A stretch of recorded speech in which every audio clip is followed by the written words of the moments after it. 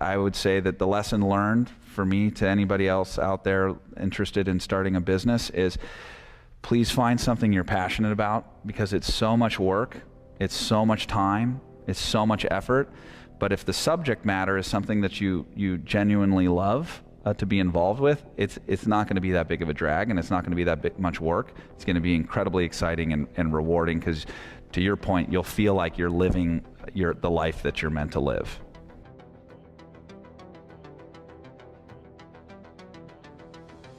A company is simply a group of people, and as a leader of people, you have to be a great listener, you have to be a great motivator, you have to be very good at praising and looking for the best in people. You know, people are no different from flowers. If you water flowers, they flourish. If you praise people, they flourish, and that's a critical attribute of a leader.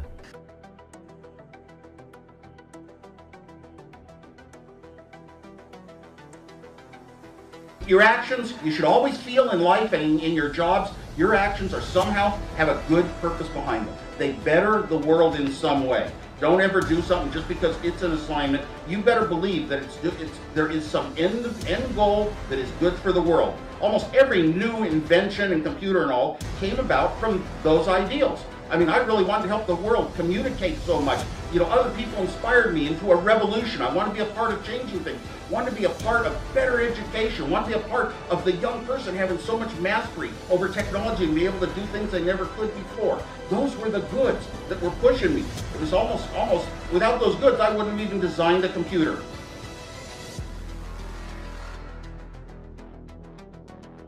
If you're going to start your own thing, you know, maybe you have a grand vision of like all the different features it's going to have and all the different, you know, revenue lines you're going to do, and, you know, keep that vision, but do one piece of that first and do it really, really, really well. It's so much better to do a few things well than many things poorly.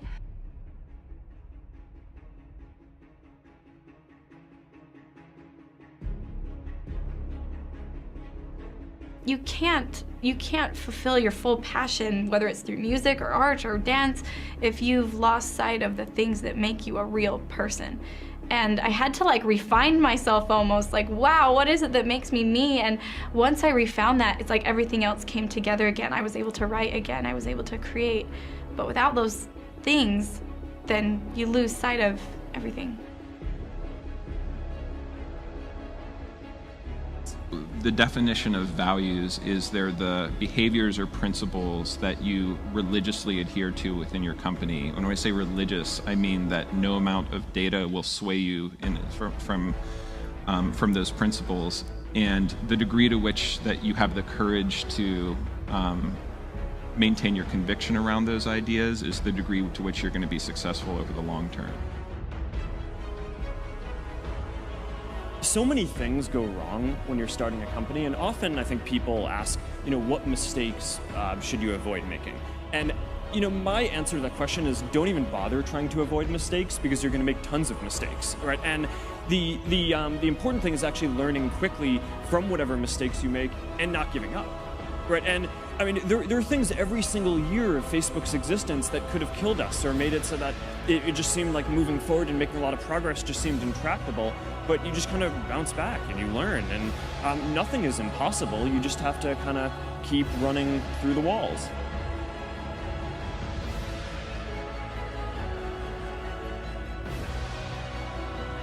Basically, the theory is we're all born thinking like entrepreneurs. You know, like when we crawl and we start and we fall, you know, when we're trying to walk, we figure it out. Entrepreneurs always figure out, you're born thinking like an entrepreneur, that, you know what, I'm going to figure this out regardless, and I'm going to keep going. Now, often the challenge is families and friends convince you not to be an entrepreneur, because when you say, I'm going to change the world, I'm going to be the most famous person, I'm going to save the seals, they say, don't do that. It didn't happen before. Yeah. It's never happened. You're gonna fail. You're gonna embarrass us. They put the limiters on it. They put the limiters on. Yeah. They put the blinders on you. But true entrepreneurs will just keep figuring it out.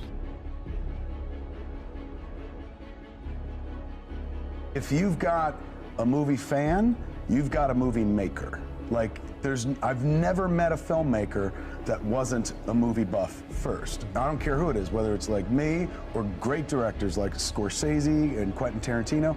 They're hardcore movie fans who still imbibe. So I don't think it's possible to be a filmmaker unless you're a film fan. So I always encourage everyone in those Q&As where I'm like, if you're here listening to me talk about this stuff, you are not a film fan, you're a filmmaker. You just haven't made a film yet. Go out and make your film, because who knows better how to do this stuff than the people that consume it on a regular basis. We're not different. I was you. I sat there watching other people's stuff, and I just got to a place where I was like, why them? Why not me? Like, if this counts as a movie, why can't I make a movie and stuff? Which is funny, because that's what my movies make people do now. They're like, if Yoga Hosers counts, I'm making a movie. And that's a good call to arms. I'm not even insulted by that. I'm like, good, whatever makes you step forward and try your self-expression. It's the only reason anyone knows my name or my work, and I've been doing this for 22 years, I haven't had to get a real job, is because it started with the first step of going like, why can't I do that? You know, like, I see people do it, and that's interesting, and I like their stories, but I never saw my world represented up on the screen, and that's where I looked for myself. I never found myself in a classroom, never found myself in a church, man. Closest moments I've ever had to finding out who I am have been in art, sitting in a movie theater, watching a movie, man. It's the dark mirror. You see yourself reflected in a weird way. In reading and listening to music, watching TV, these were the closest moments where I was like, oh, I think this is who I am and stuff like that. So that's within everybody.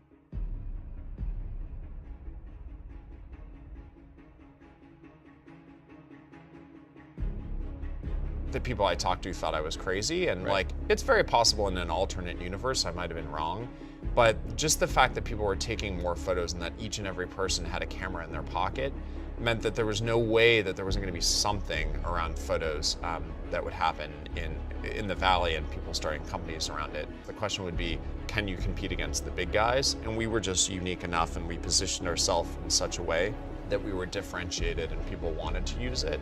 And that just like kind of started the flywheel.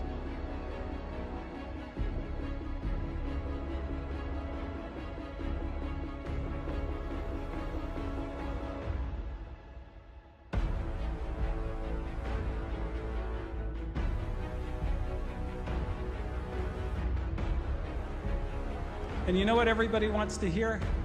What they already believe to be true. And so the last thing they want to hear is an original idea that contradicts their belief system. So it's very hard to even bring that kind of stuff up. But those are the things, those are the only things that you believe that everybody around you doesn't believe, when you're right, that create real value in the world. Everything else people already know. There's no value created. It's just business as usual. So it's so important to think for yourself.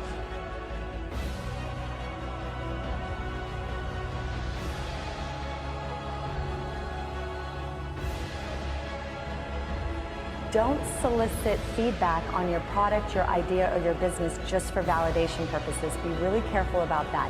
You want to tell the people that can help move your idea forward, but if you're just looking to your friend, coworker, husband, wife for validation, be careful, because out of love and concern, a lot of people will express some concerns, and it can stop a lot of multi-million-dollar ideas right in their tracks in the beginning. And if you're really trying to achieve something, then sort of say, hey, here's my vision. And I like to say, be obstinate about your vision, but be really flexible about your tactics. What does that mean? It's sort of like think big, act small. What that means is, it's important to have a vision of where you're trying to go. How you get there is a series of experiments. Now, you can call them failures when they don't work, but they're learning experiments where you try things, see what works, try the next thing.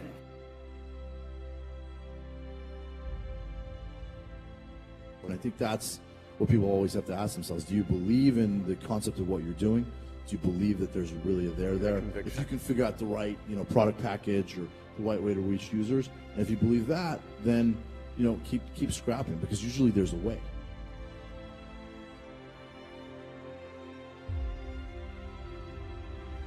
Your only limitations are those which you set up in your own mind or permit others to set up for you. but it's things like knowing who you are inside, who you are, and believing in that person, and remembering it through life, and saying today, it's a good person I am, and I have some good values and a good head on my shoulders, and I don't want to be corrupted by the successes I'm going to have in life and in business. I don't want to be corrupted and go in different ways. If I make a lot of money, I still want to be that good, pure human who thinks well. Like I said, don't set yourself up for those frowns, you know, and you don't always have to win every single argument. You can think your way and believe in your thoughts are good in your own brain, and somebody else doesn't agree with you, that's okay. They just think a different way. There's no need to look at the world of, oh, we've all got to be in competition. It's my way. Everyone has to be just like me or they're no good. They have to use my computer. They have to go to my school. They have to be my country, you know. They have to do things my way. That's not the way to think. Be very open to a lot of different people have differences, and we can all still see each other as good, and we get along a lot better and have a lot more peace that way. Acceptance of others is the key.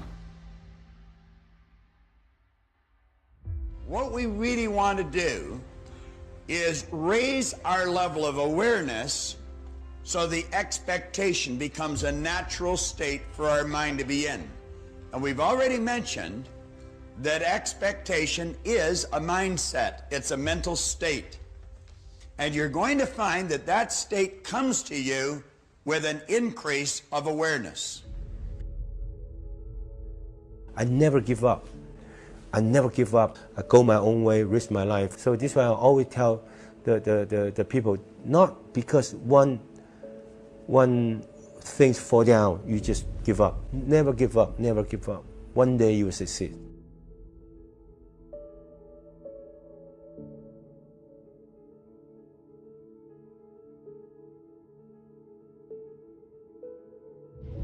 I think it's really to be true to yourself and listen as much as one is able to other people whose opinions you respect and look up to, but in the end it has to come from you, and you can't really worry too much by looking to the left or to the right about what the competition might be doing or other people in your field might be doing. It has to be a true vision.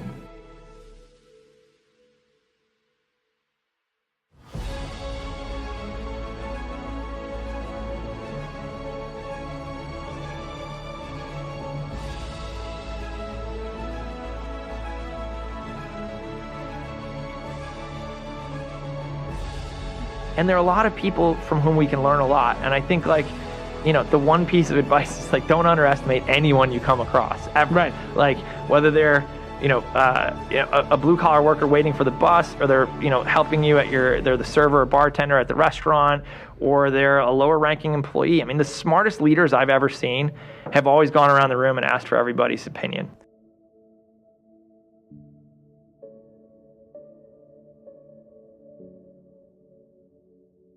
And oftentimes the best methodology is to start with the perfect experience with just one person, get that right, and then figure out how to scale something great instead of scaling something not so great and then trying to improve it. That's really hard to do.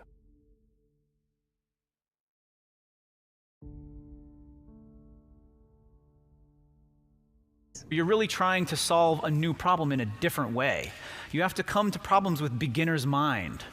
Right? Not knowing something can be a very powerful tool into accomplishing it because you don't know that it's not possible. That's what doing a startup is. Not realizing that something is impossible and doing it anyway.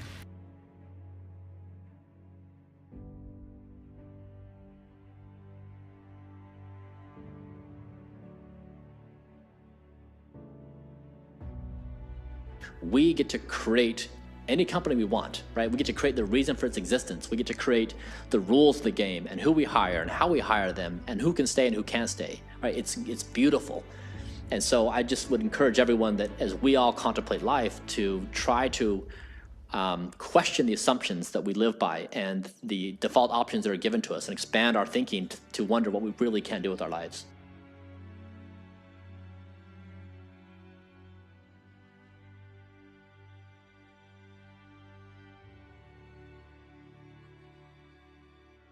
Your job is to make sure that you stay as agile as possible so that you can find what will be your company as you grow. And it comes down to the fact that you need to iterate as quickly as possible to find fit.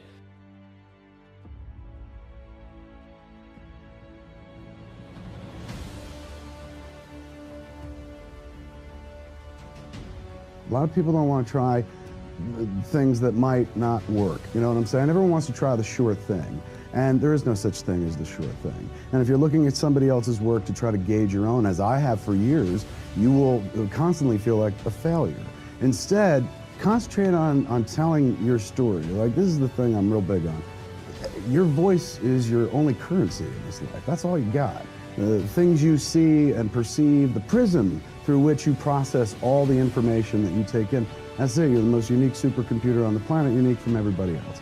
That perspective is valuable, insanely valuable, because nobody else can give it but you.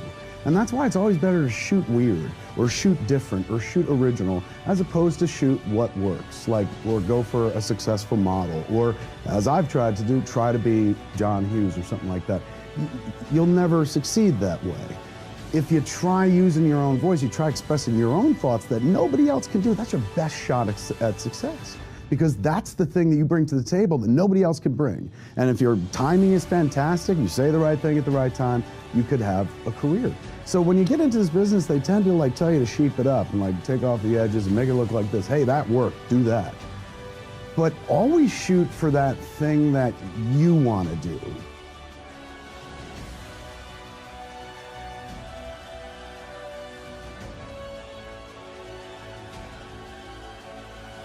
A well thought out critique of whatever you're doing is as valuable as gold. And you should seek that from everyone you can, but particularly your friends.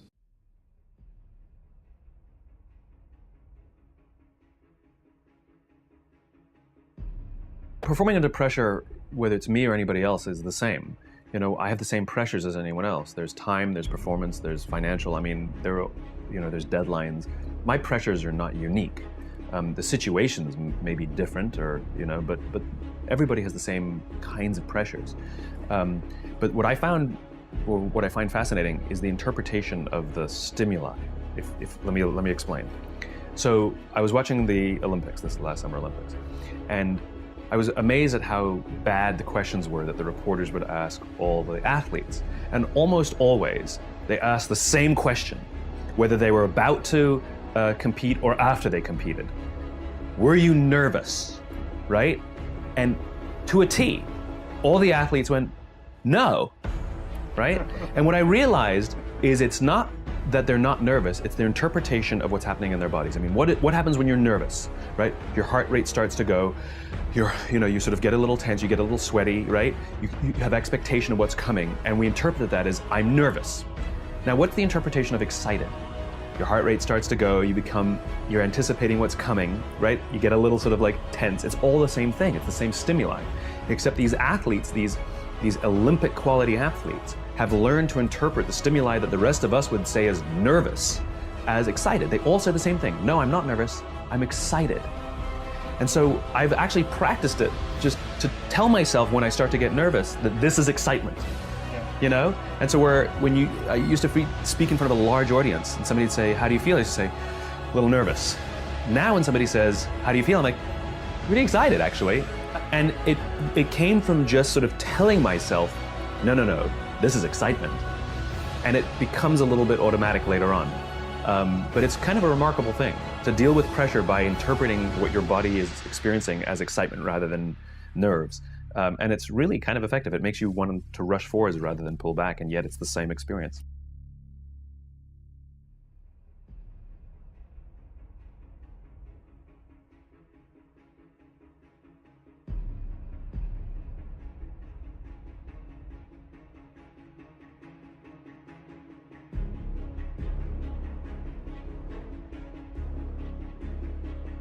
The hardest thing to do is start.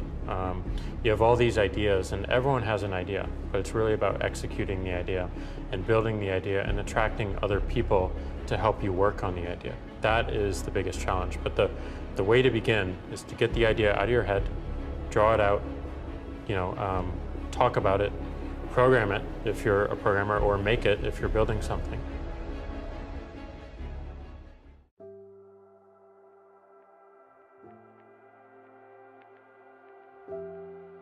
You are going to incur a lot of disappointment, a lot of failure, a lot of pain, a lot of setbacks, a lot of defeats. But in the process of doing that, you will discover some things about yourself that you don't know right now. What you will realize is that you have greatness within you. What you'll realize is that you're more powerful than you can ever begin to imagine. What you will realize is that you're greater than your circumstances, that you don't have to go through life being a victim.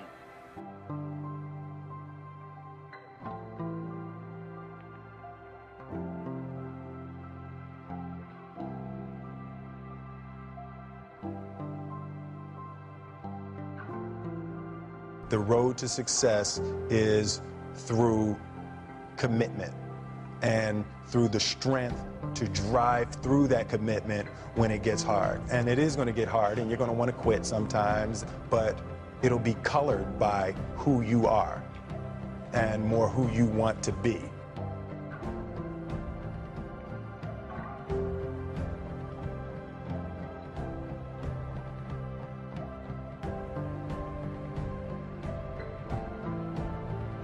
It's not about having more followers on Twitter than your friends. It's not about outdoing anyone. It's about how to outdo yourself. It's not about selling more books or getting more TED views than somebody else. It's about how to make sure that the work that you're producing is better than the work you produced before. You are your competition. And that is what ensures you stay in the game the longest. And that is what ensures you find joy. Because the joy comes not from comparison, but from advancement.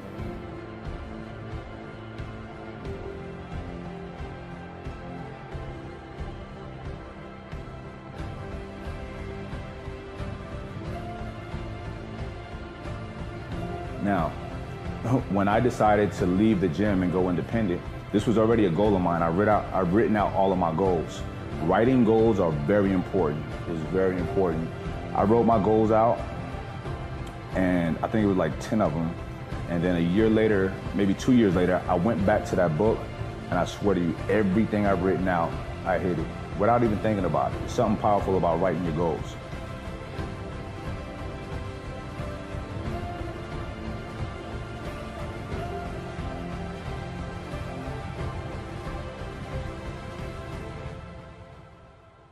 We're not going to always make the right steps, and sometimes you have to back up and try again. And if you're in a position where you can't back up and try again, you've trapped yourself.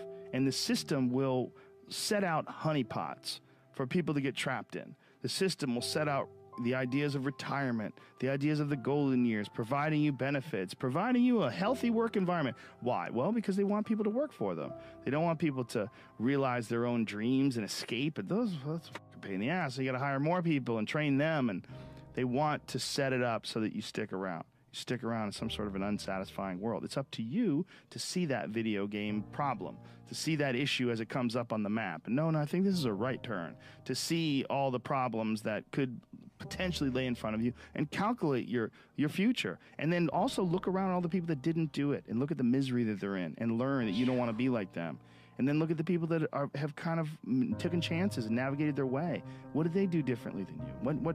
What objectivity do they have that maybe you lack? What insight into their own mistakes are they willing to delve into that you're not, that you step back and you go, you know, I just don't want to look at myself that closely. But the person who's able to look at themselves the closest is going to get the more rational results.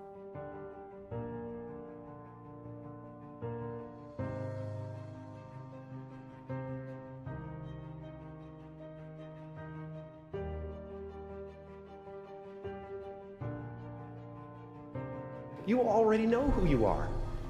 And that peace that we're after lies somewhere beyond personality. Your need for acceptance can make you invisible in this world. Don't let anything stand in the way of the light that shines through this form.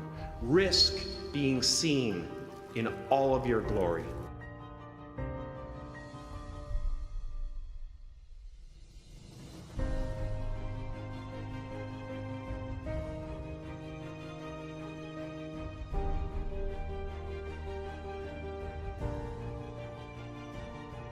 And it's okay to have a sense of self-awareness and identity. But it's not okay to have an ego, because what an ego does is, the ego is a funny entity within the human brain. It is on your side when you are doing great. But have you ever noticed when you think you failed, it's the ego in your mind that tells you it's so bad. Everyone's looking at you. You start to sweat across your forehead and you're like, oh my God, I can't believe this is happening. The whole entire world is watching. And none of it is true. When you're doing great, you shouldn't listen to that voice. When you're not doing as great, you shouldn't listen to that voice, because it's not good. When you're doing great, it's gonna get you hooked on that feeling, so that when you come down, because life is a roller coaster. There's valleys and peaks. When you hit that valley, if you can't deal, then you won't make it.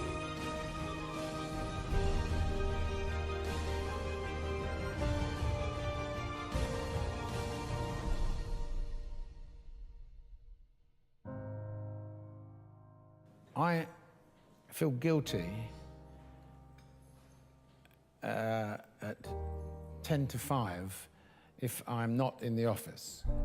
I know that might sound strange to you, but there's a work ethic that I have to be half dead not to not go to work.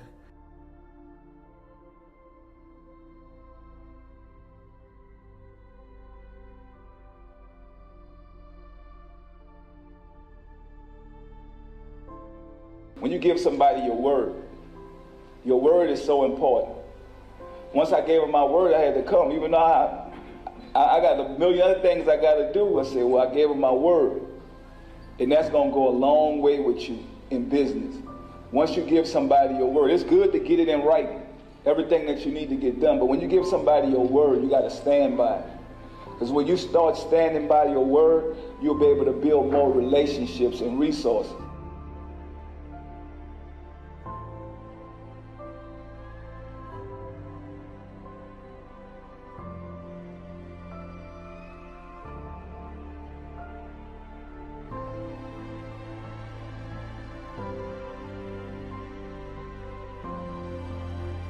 If you're not doing it with passion and love, and you're just doing it for money, it's the emotional outcome is going to be disastrous. And that's from my experience. That's just really what I know. So I know it has to be just for pure passion and the love for what I'm doing.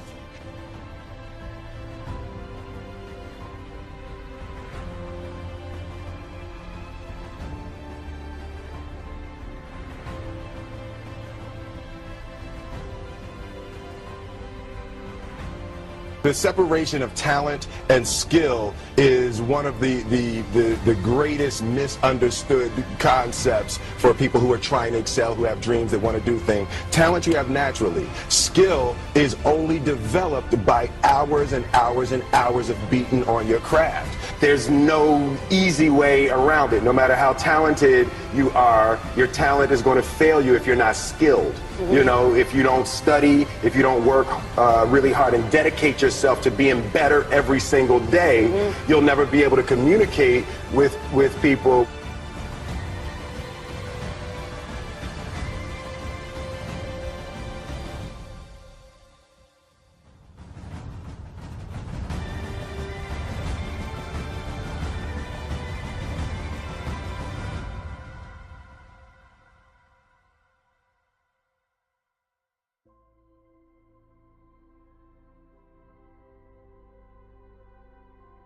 A bunch of people that will say, yeah, well, I have a family, so, you know, it's a great idea for you to just go out there and go crazy. I have people to support. You need to listen. Stop saying that. Stop saying any of those things. Every single person who has ever done anything worthwhile or exceptional or difficult or extraordinary, anyone, whether it's great artists or authors or mathematicians or whatever the it is, everyone encounters difficulties. There is no easy road. It does not exist. It is impossible. Everyone has issues. If you have time to pursue a hobby, if you have time to do anything in your life, you can better yourself. And here's one way you never better yourself. When you come up with excuses for why other people are successful and you're not. That is dangerous when you give yourself an escape. Yeah, well, that's easy for you to say. You know, you do this, you do. Trust me, everybody has a hard road. I wanted to jump out a window several times during my young life. I wanted to jump in front of a train and just end it because it's too much pressure. Not really, but you know what I'm saying, theoretically. We all go through hard times. We all go through depression. We all go through doubt and moments in your life where it's really difficult and you're trying to figure out what your path is going to be. It's hard as shit. But Stefan and I were talking about this before the podcast starts, that is what makes you a person. And those difficult moments are what build your character. Show me a great man who's the son of a great man.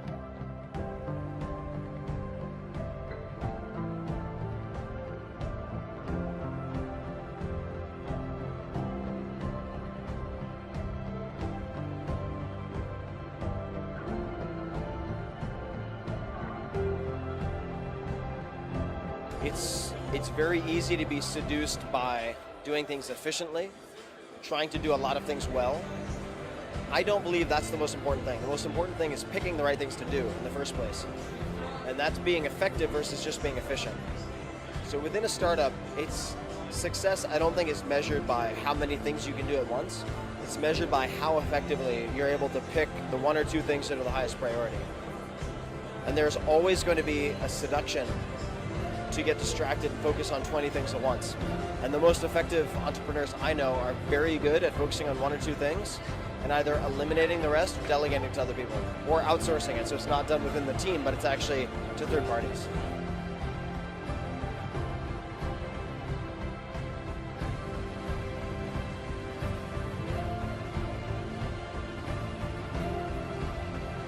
One of the things that I do before I go to bed at night is I make a quick list of the things that I know I have to deal with the next day.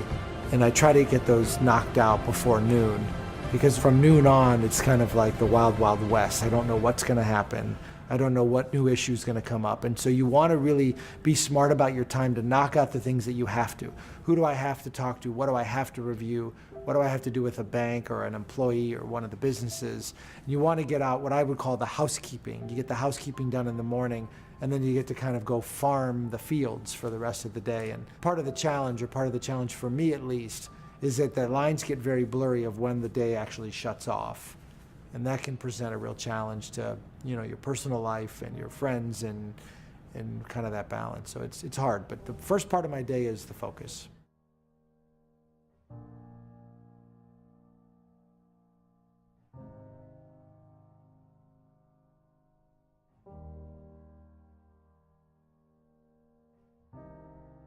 And on this particular day, when we got to the end of the run, there were some free bagels. And they had picnic tables set up, and on one side was a group of volunteers.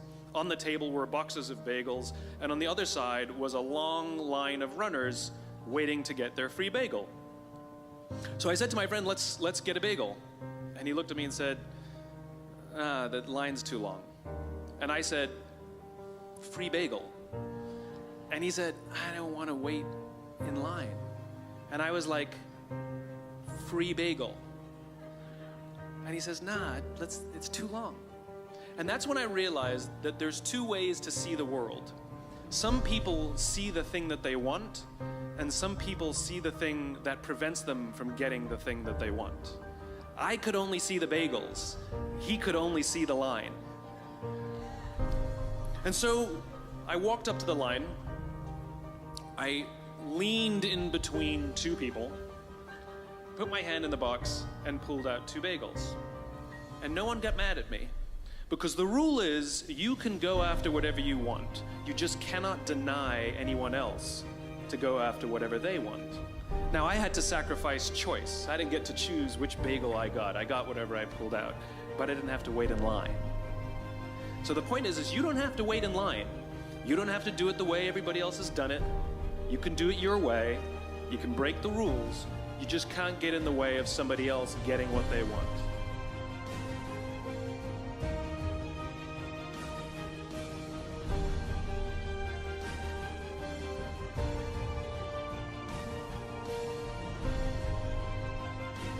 The other thing is that you got to work your butt off. If you think that you're going to go and accomplish something really special and be the best in anything in the world, and you think you can do it without working, you make a big mistake. Because no matter what I did, if it was in bodybuilding or in acting or if it is in the political arena, it always took a lot of work. And you got to put out, and you got to, sometimes make a lot of sacrifices. Notice, if you're not willing to work hard, forget about it. So there's another rule that is very important.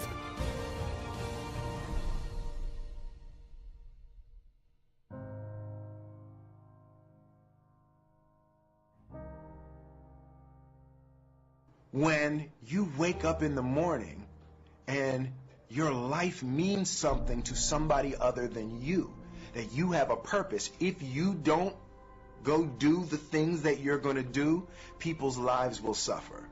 And I think that kind of purpose, that like to live in service, not to you, but to live in service to humanity, to live in service to your family, to live in service to your church, to your city, to your country, to the world. Living in service is that, I feel like that is the purest form of joy.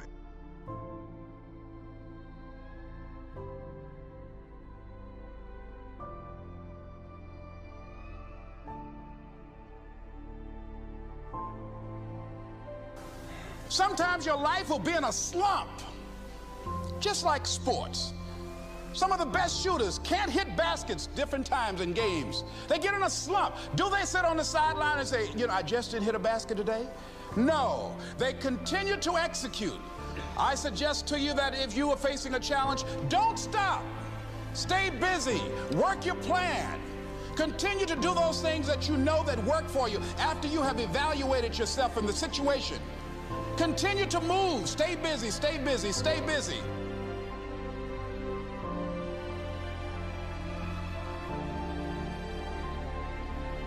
You just have to have a total and complete passion, because there's going to be so many dark moments. I think the dark moments are true for any entrepreneur or any startup company. I'm sure that you talk to Steve Jobs and Apple, you'd see many dark moments. Ours happen to last a little longer than most of them, but you really emotionally have to be prepared for those dark moments. I think every entrepreneur I've ever spoken to would echo that. Yeah. That there are dark moments when everything's on the line. That's the life of an entrepreneur. And so you're going to be into it, you better be prepared for that.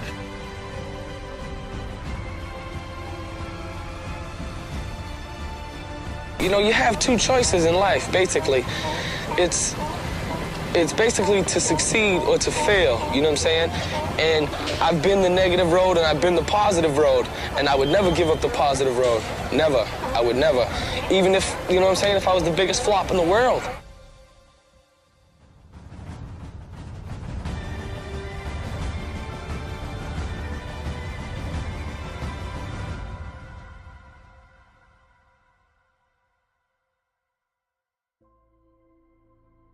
I only invest in things that I understand and things that I use or would use myself. This is really important. Anytime I step outside of that is usually when the universe kicks me in the nuts really hard and I lose my money. I think it's critical to, as an entrepreneur, scratch your own itch. It increases the odds of success, or the probability of success. And then as an investor, I look for people who are scratching their own itch.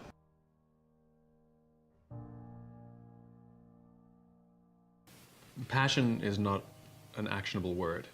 It's correct, that those who do the things that they're passionate about do better, but it's not helpful advice.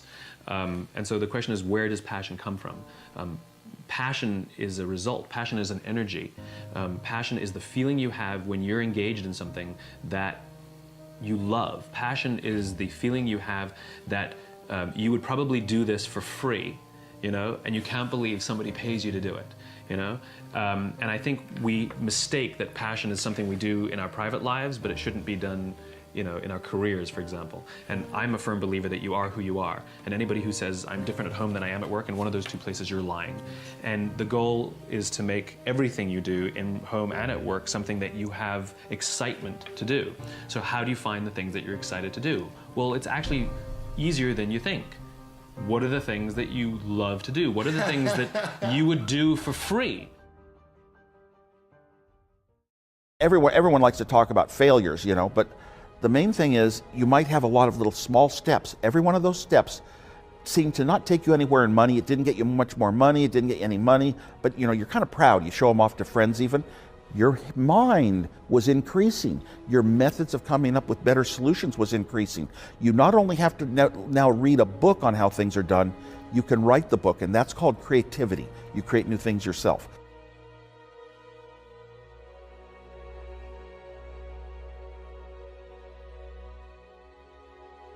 Success was the progressive realization of a worthy ideal. Anyone that has a goal and they're moving towards it, they're successful. And so you want to begin to take some chances. You want to begin to challenge yourself and make it okay to fail and learn from your failures.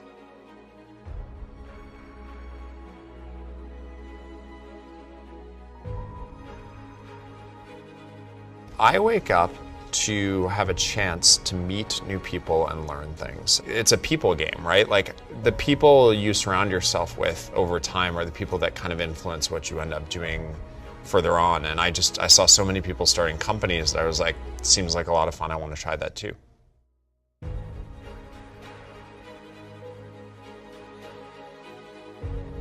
Anybody can do this crap. I've spent 20 years trying to tell people, like, pick up a camera. It doesn't take much. Sometimes you just need somebody to be like, it's this simple, dude, and give you 3 steps, and suddenly you're like, that's it? I can take it the rest of the way. Getting started is always the hardest part.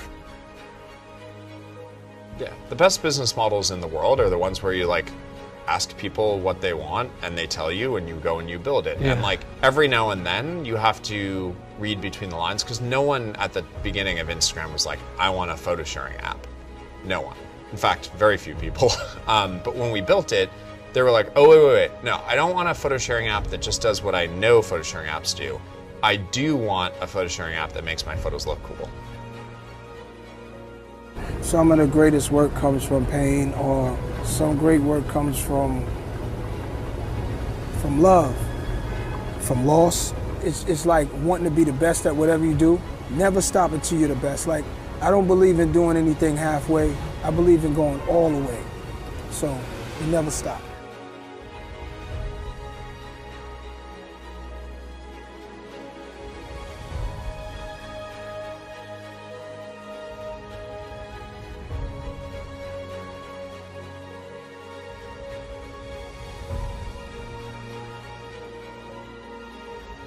You know, you can't change the way you are wired much, but you can change a lot of what you do with that wiring. When you write down the qualities of that person that you'd like to buy 10% of, look at that list and ask yourself, is there anything on that list I couldn't do? And the answer is, there won't be. And when you look at the person you sell short, and you look at those qualities that you don't like, if you see any of those in yourself, egotism, whatever it may be, selfishness, you can get rid of that. I mean, that is not ordained. And if you follow that, and Ben Franklin did this, and my old boss Ben Graham did this at early ages in their young teens. Ben Graham looked around and he said, who do I admire? You know, and he wanted to be admired himself, and he said, you know, why do I admire these other people? And he said, if I admire them for these reasons, maybe other people will admire me if I behave in a similar manner. And he decided what kind of a person he wanted to be. And if you follow that, at the end, you'll be the person you want to buy 10% of. I mean, that's the goal in the end. And it's something that's achievable by everybody in this room.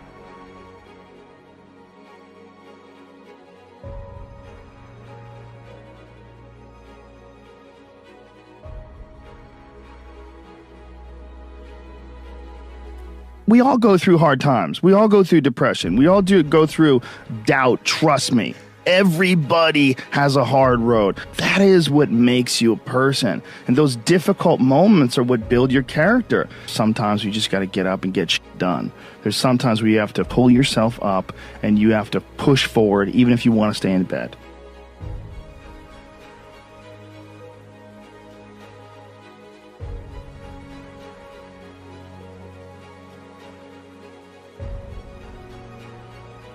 Constantly seek criticism. A well thought out critique of whatever you're doing is as valuable as gold. And you should seek that from everyone you can, but particularly your friends.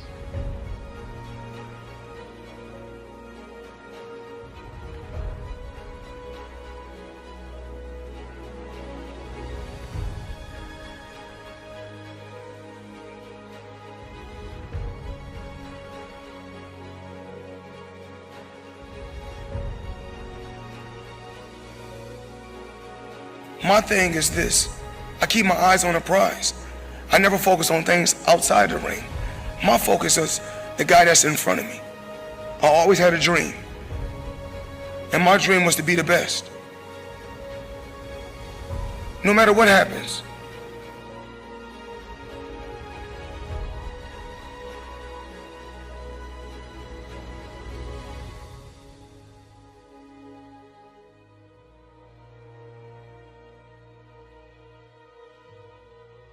See, we can't control the thoughts that come in our minds, but we can control the thoughts that we dwell on.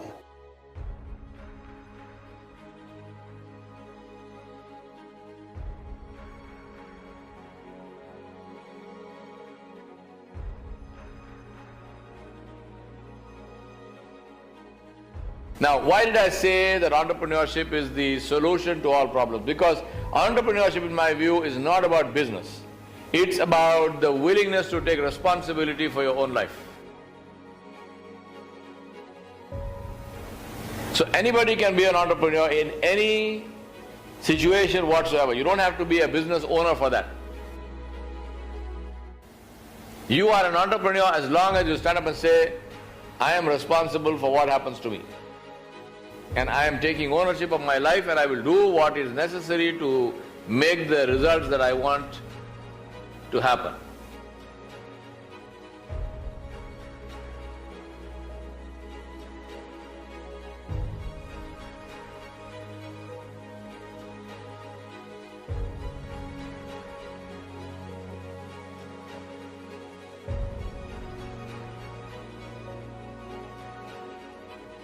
I had the privilege of going to a Marine base once and talking to Marines about how they plan their next move. There's this phrase called bias towards action. The idea that you can spend all of your time thinking about what the perfect next move is, trying to plan, am I going to work at Google? Am I going to work at Microsoft? Like which one? McKinsey or Bain? Like the next perfect move, and spending a tremendous amount of time trying to figure that out. The Marines say you can spend all the time you want, but by the time you figured it out, you're dead. So like sometimes you need to make a trade-off of what is the action I can take with the appropriate amount of information and risk to move.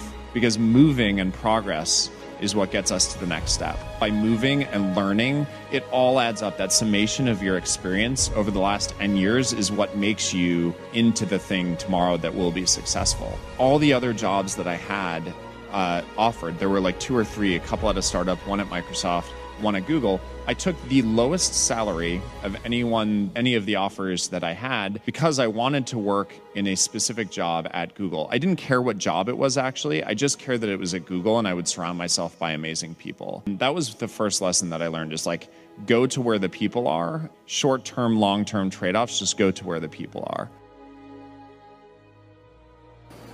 Of course we look for disconfirming evidence. One of the directors said very simply, we should make a list of everything that irritates a customer, and then we should eliminate those defects one by one. And of course, that is the way to compete in a service business. It involves continued fanaticism and so forth. One of the reasons we bought the little company in Logan, Utah, is that we like the service ethos of the place and the recruitment methods. The goal isn't to be the best every day. The goal isn't to outdo your competition every day. That's a finite construction. Finite players play to beat the people around them. Infinite players play to be better than themselves.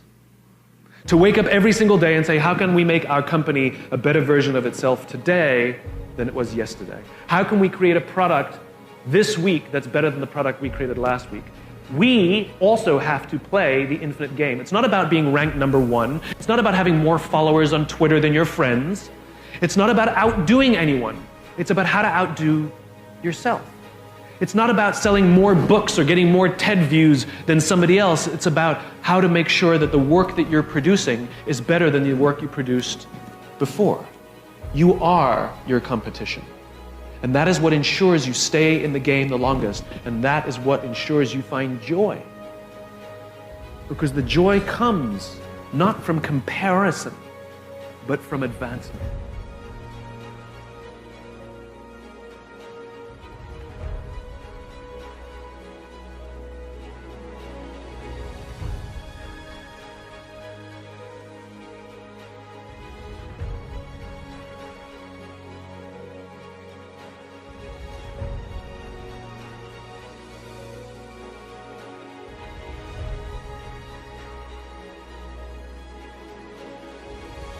I just didn't spend money on myself. I just dumped all the profit back in the business, and we were buying vintage stuff, you know, for years that it costs $5, $10, $15, $50, and you're selling it for, you know, $100, $200, $1,000. I mean, I've bought things for $8 that I've sold for $1,000, and that's really good cash flow, right? I didn't know what that word even meant, you know, but it was just like, it looked really good, just like building in the bank.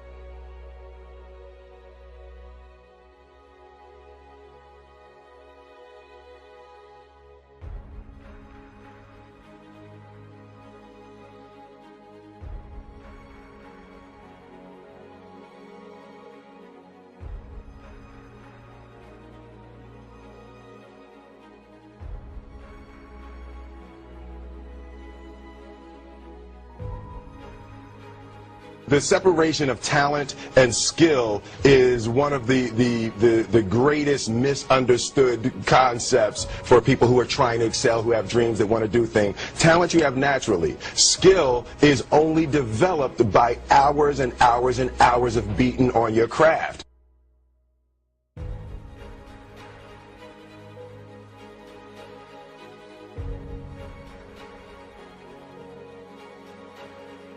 I think that's actually a really interesting part of this for me is, and I mean, being at a place like this where obviously a lot of you guys are thinking about starting companies, and you know, for me, so much of the lesson that I feel like I've learned is, I feel like it's really hard to decide to start a company, right? You know, Facebook, I didn't start it to start a company. I started it because I really wanted this thing personally, and I believed that it should exist globally, although I wasn't quite sure that we would be able to play a role in doing that. It was mostly just through kind of like wanting to build it and having it be this hobby and getting people around me excited that it eventually kind of evolved into and got the momentum to become a company. But I never really understood the psychology of deciding that you want to start a company before you understand what you want to do. I mean, this gets back to the question of why did we first open at colleges that had competitors?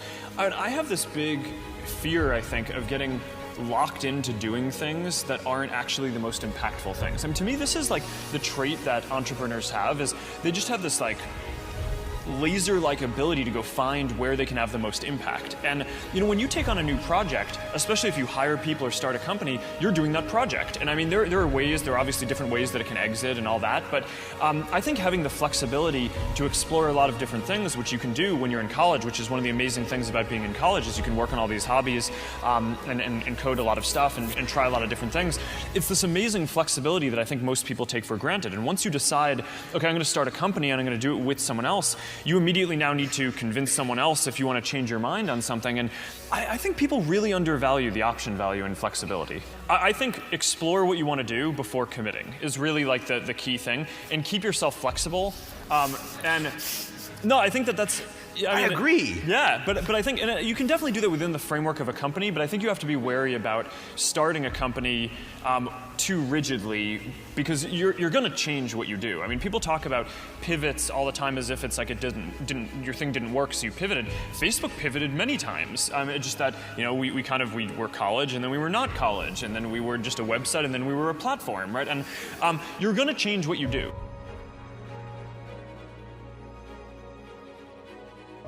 So the first step before even thinking about investing is getting out of debt. Once a person gets out of debt, now you want to think about money building, money creation, right? And money savings, like how to save on tax and so on and so forth.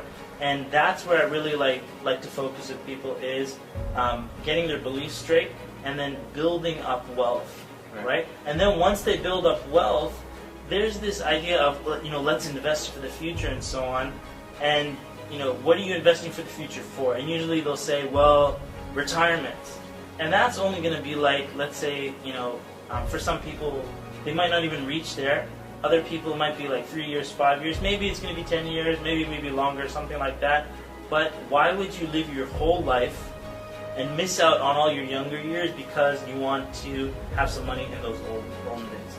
And if you live a frugal life in your younger years, believe me, when you get older, what are you going to buy when you're old? Right? You're just going to go on vacation or something like that. I think there's just this overemphasis on the retirement. People can focus better on getting financially independent and financially free and enjoying their life while they're young, and also doing good things when they have that energy and time, and really bring the happiness that everybody's looking for. I mean, that's my focus.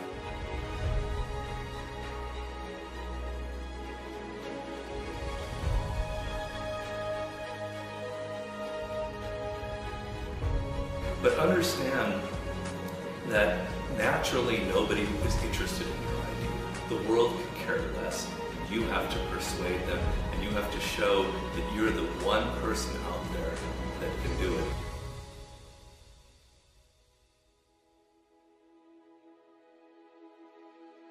And so it's not just about doing focus groups, it's not just about double checking your vision, it really is about integrating this concept of testing our ideas rigorously throughout the product development process, throughout the marketing process, even as we scale up.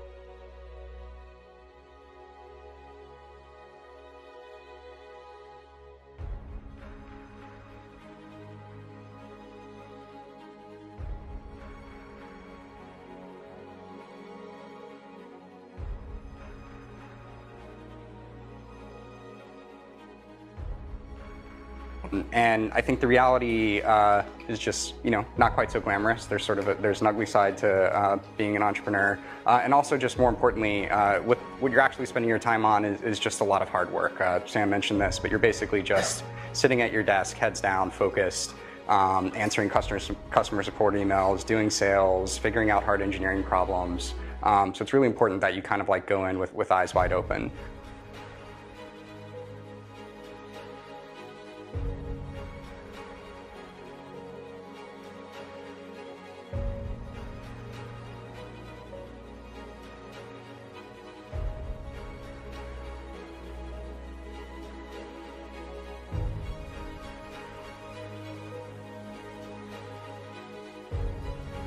I think too is you got to make sure that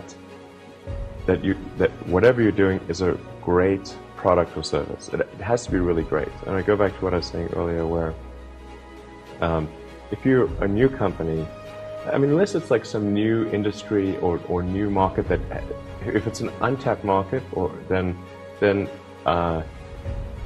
you have more ability to.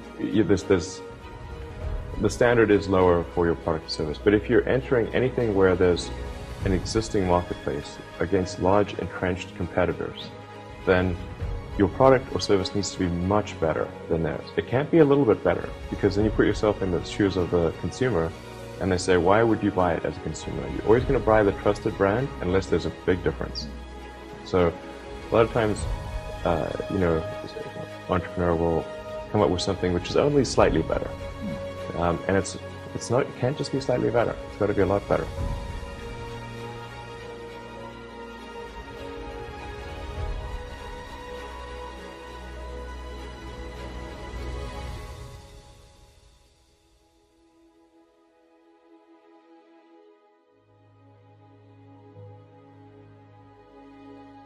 If anybody ever knocks you down in life, guys, or tells you you can't do something, or just puts a downer on what you're trying to do in general, don't let these things get to you. Don't let what these people say have any effect on you whatsoever. You have the control of your future. The control of you is all in your mind and your hands. Trust me. If you want something, you can go out there and get it. And it might take a bit longer than you first thought. Doesn't matter. If you keep going, you will get there in the end. If you want it that bad, you will. Don't let anybody take control of your future other than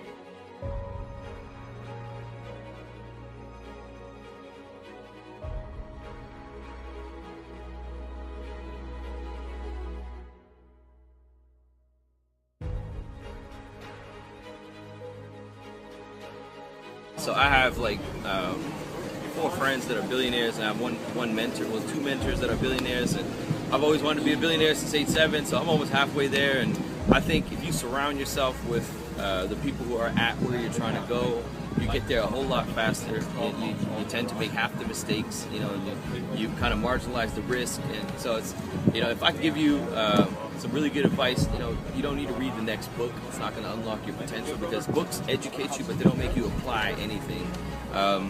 And you know, if you want to attend a course, courses are great too. Events are great because, you know, you learn a lot, but the application and the execution is still up to you. A mentor, on the other hand, will hold you accountable. You know, he'll make you responsible, and he'll challenge you to really execute on the stuff that you're learning. So, if I mean, idea is a dime a dozen. If you can't execute on it, it's worth nothing. You know, you can have the most brilliant idea in the world, all the talent in the world, and if you don't.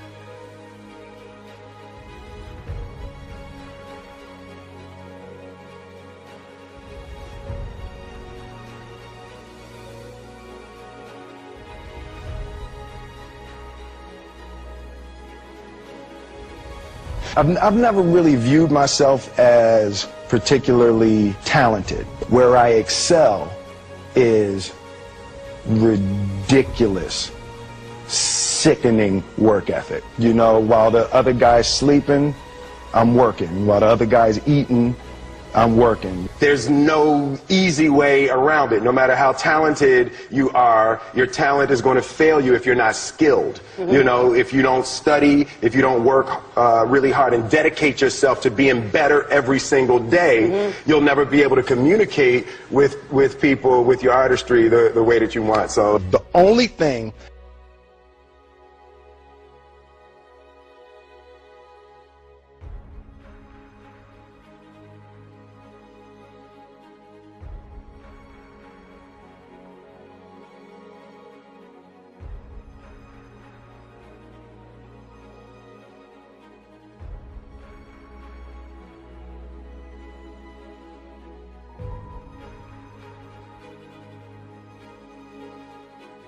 let's say you're the leader in a particular arena. If you're competitor focused and you're already the leader, then where does your energy come from? Whereas if you're customer focused and you're already the leader, customers are never satisfied. So you always, if you're customer focused, you're always waking up, how can we make that customer say, wow? How can we, you know, our energy, our passion, we want to impress our customers. We want them to say, wow, is that kind of divine discontent comes from observing customers and noticing that, you know, things can always be better.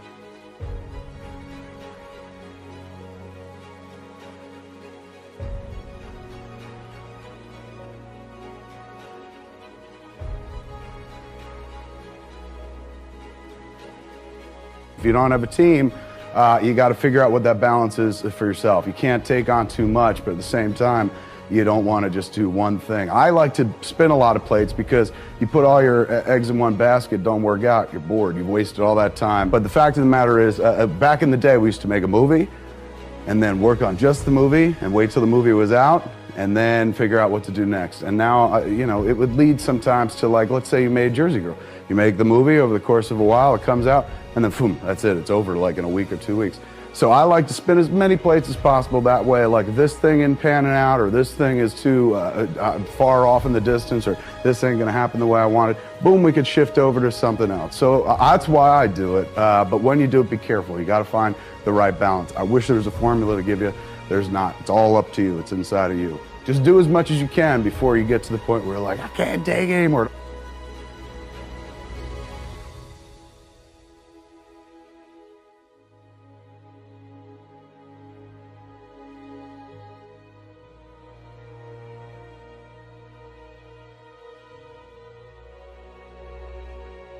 To express oneself honestly, not lying to oneself, and to express myself honestly. Now, that, my friend, is very hard to do. It's not difficult to learn and speak the word. The hard thing, the difficult thing, it's behind what is the meaning, what brought on the expression and feelings behind those words. Now, I think the successful ingredient in it was because I was being Bruce Lee. Yourself? Myself, right. And did that part, just express myself, like I say, honestly express myself.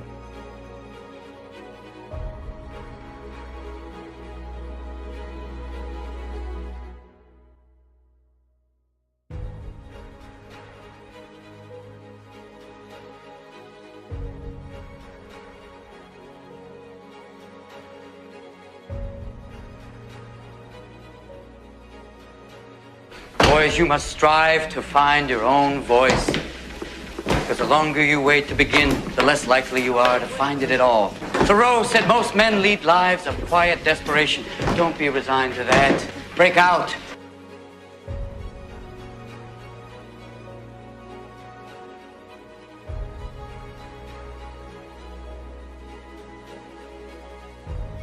If you want a thing bad enough to go out and fight for it, to work day and night for it, to give up your time, your peace, and your sleep for it, and if you gladly sweat for it and fret for it and plan for it, and lose all your terror of the opposition for it, and if you simply go after that thing that you want with all of your capacity, if neither cold poverty, famish, or cold, sickness or pain of body and brain can keep you away from the thing that you want, you'll get it.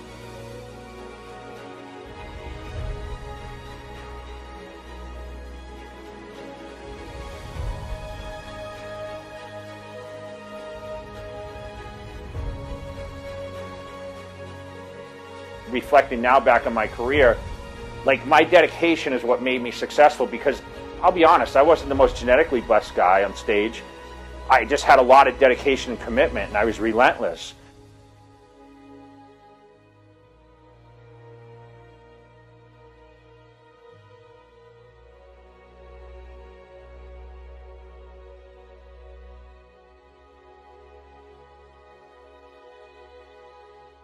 It all begins kind of with you. So, you know, that's about belief. You can't expect a bunch of people out there to believe you are this thing unless you be this thing yourself.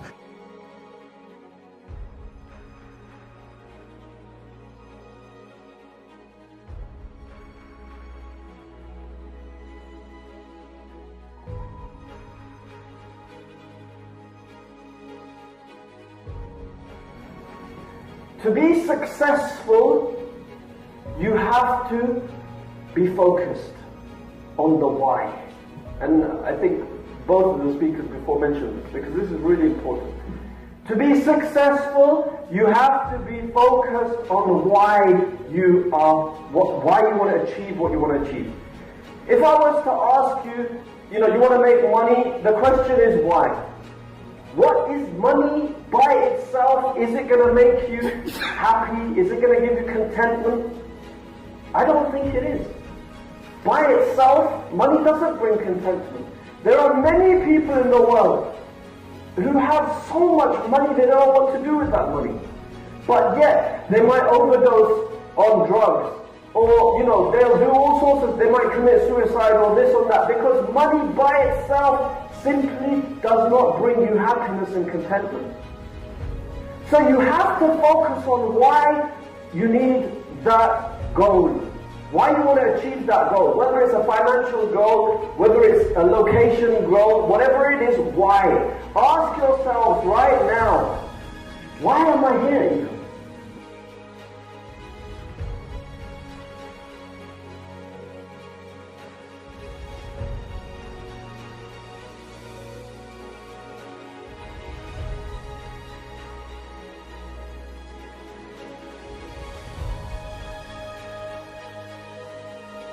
How many people have you met in your life who have said things like, I had that idea, I knew about that, or I was so close but I gave up? I think sometimes the difference between success and failure, winning and losing, is a very fine line between those people who will continue to move forward.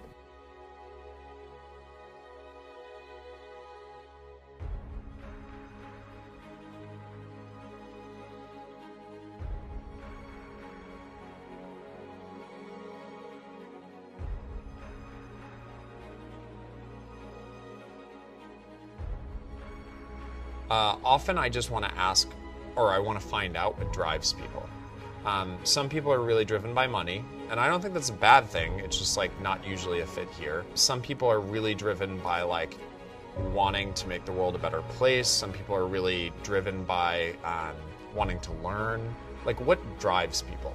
Like, what gets them up in the morning? Where does the fire come from? Because like the best people in the world just have a fire about something. Not about everything, but about something.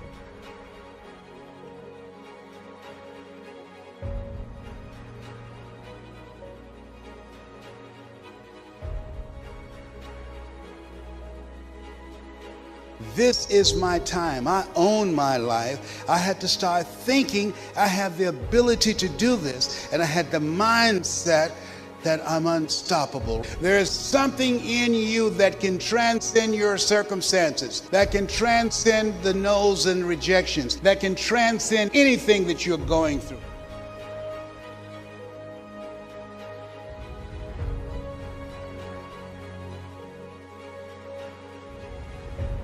Most startups that fail do it ultimately because they did not make something that people wanted. They made something that, that they thought people would want, but they were either in denial about it, about, whether it was actually any good, or somebody else came along and made something that people wanted even more.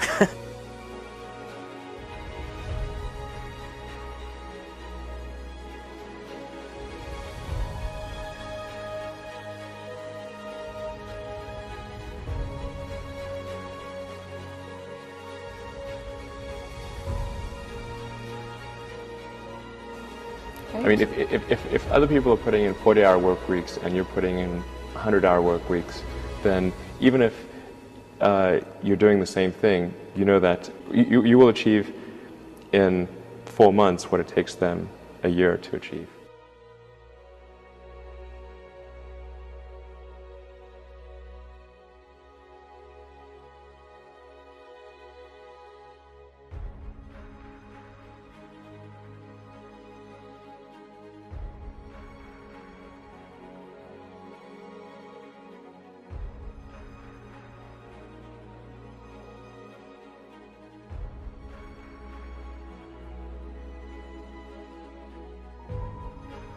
When you start with your company, you're going to have a lot of anxiety and stress and fear, and your job is to transform that into self-confidence and to give you kind of that, the ability to say, I have clarity, I trust myself, I have a feeling for my vision, I can see that happening. I work with entrepreneurs all the time. That kind of shift from, anxiety to trust, that's the most important thing that they can go through.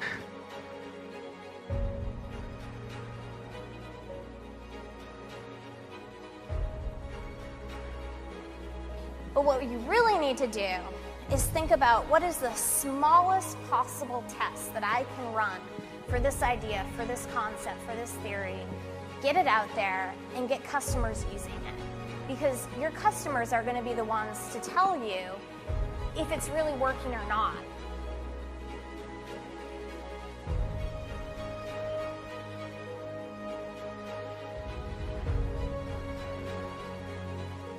What this all comes down to is doing something exceptional for your users, whether it's in community, whether it's in connection, or whether it's in design. This is our big advantage as a startup, is that we can actually get away with doing this. We can make this the core part of why we're doing business.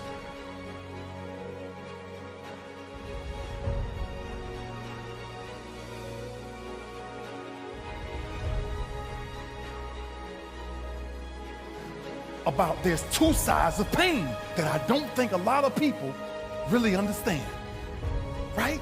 There's one side of pain that's the suffering and the discomfort side of pain, because that hurts. You remember what that felt like. But then there's another side of pain that's called effort. It's called glory. It's called, if you can find a way to push through pain, there's something greater on the other side of it.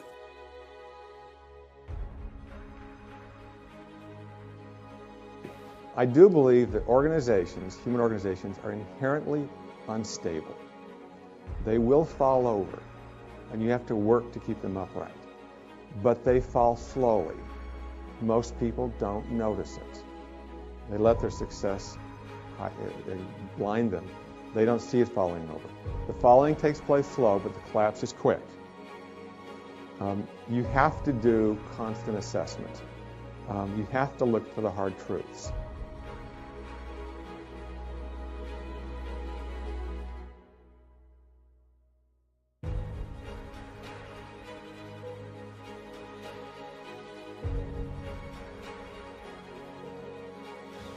We are generally a little bit forward-leaning when it comes to trying to make progress happen. For me, it's about problem solving and loving to solve problems.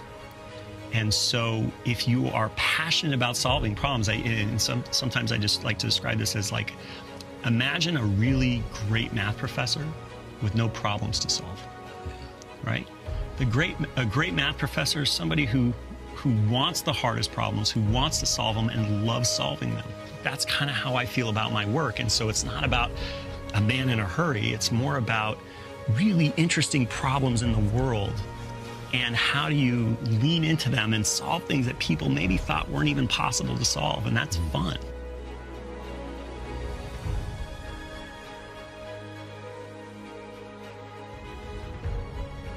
I always want to better myself.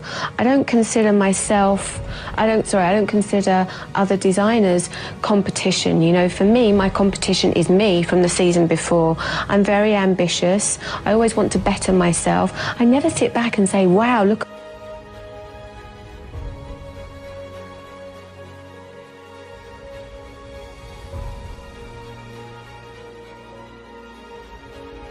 I knew that I wanted to change my life. I knew that I didn't want to go down the path that I was going down because I got scared, and fear is a great motivator.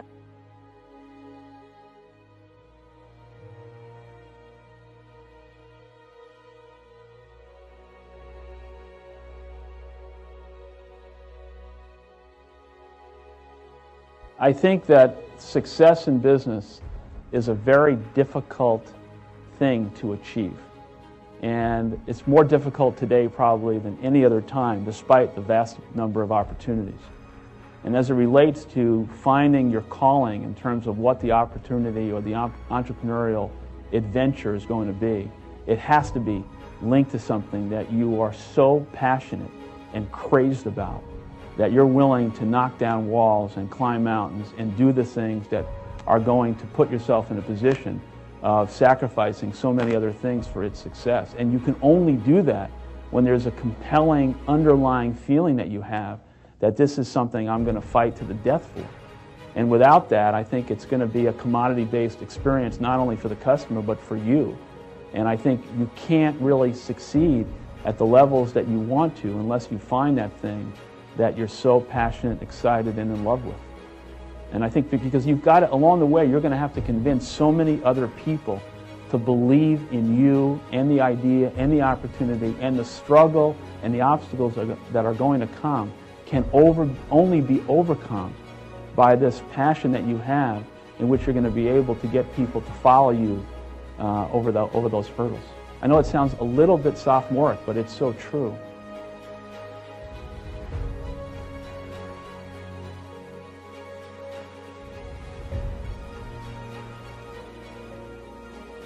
First of all, I'd say starting a business is not for everyone. So generally, starting a business, I'd say number one is have a high pain threshold. There's a friend of mine who's got a good saying, which is that starting a company is like eating glass and staring into the abyss. Okay, that's generally what happens, because when you first start a company, there's lots of optimism and things are great, and then so happiness at first is high. Then you encounter all sorts of issues, and happiness will steadily decline, and then you'll go through a whole world of hurt. And then eventually, if you succeed, and in most cases you will not succeed, and Tesla almost didn't succeed, came very close to failure. Then if you succeed, then after a long time you will finally get back to happiness.